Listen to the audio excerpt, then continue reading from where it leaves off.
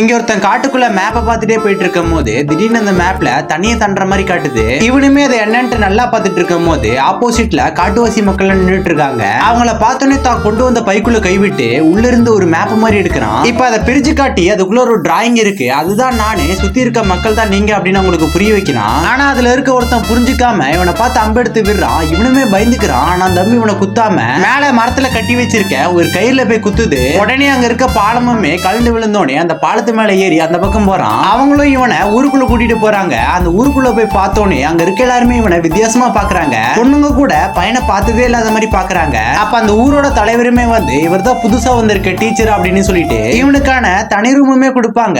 இவனுமே தூங்கி எழுந்துட்டு அடுத்த நாள் காலையில பல்லு விளக்கிட்டு இருப்பான். அது அங்க இருக்க எல்லாருமே புதுசா பாக்குற மாதிரி பாப்பாங்க. இவனுக்கு ஒண்ணுமே புரியாது. ஏன் இவன் குளிக்கிறது கூட அங்க இருக்க பொண்ணுங்க எல்லாம் பாப்பாங்க. இப்படியே இவன் பேண்ட் ஷர்ட் எல்லாம் போட்டு கிளம்பிட்டு அங்க இருக்க எல்லாத்துக்குமே சொல்லி கொடுக்க போவான். அப்ப அந்த ரூமுக்குள்ள இருக்க எல்லாத்தையுமே பார்த்துட்டு குழந்தைங்களோட பேரண்ட்ஸுமே வந்துட்டாங்க அப்படின்னு நினைப்பான். அப்பதான் இவனுக்குமே புரியுது அங்க இருக்க குழந்தைங்களுமே அந்த குழந்தையோட பேரண்ட்ஸுமே வயசான எல்லாருமே அங்க கத்துக்கதான் வந்திருக்காங்க அப்படின்னு. இவனுமே அவங்களுக்கு பேசிக்ல இருந்து சொல்லி கொடுக்கலாம்னு நினைச்சிட்டு ஏபிசிடில இருந்து ஆரம்பிப்பான். அங்க இருக்க ஒருத்தர் இவனை பார்த்துட்டு what are you trying to explain அப்படின்னு கேட்பாரு. அதை கேட்டோன்னே இவனுக்குமே ஒண்ணுமே புரியாது. சோ இவங்களுக்கு கொஞ்சம் பேசிக் தெரியும் அப்படின்னு நினைச்சுக்கிட்டு அடுத்த கட்டத்துக்கு போவான். அதுல போர்ட்ல இருக்க ஆப்பிள் பால் அப்படின்னு எக்ஸ்பிளைன் பண்ணிட்டே இருந்துட்டு இருக்கும் போது DONKEY டாங்கி அப்படின்னு சொல்லிடுவான். அதை கேட்டோன்னே அவங்க எல்லாத்துக்குமே கோவம் வந்து உடனே இவனை மரத்துல கட்டி வச்சிருவாங்க. ஆனா இவனுக்கு ஒண்ணுமே புரியல.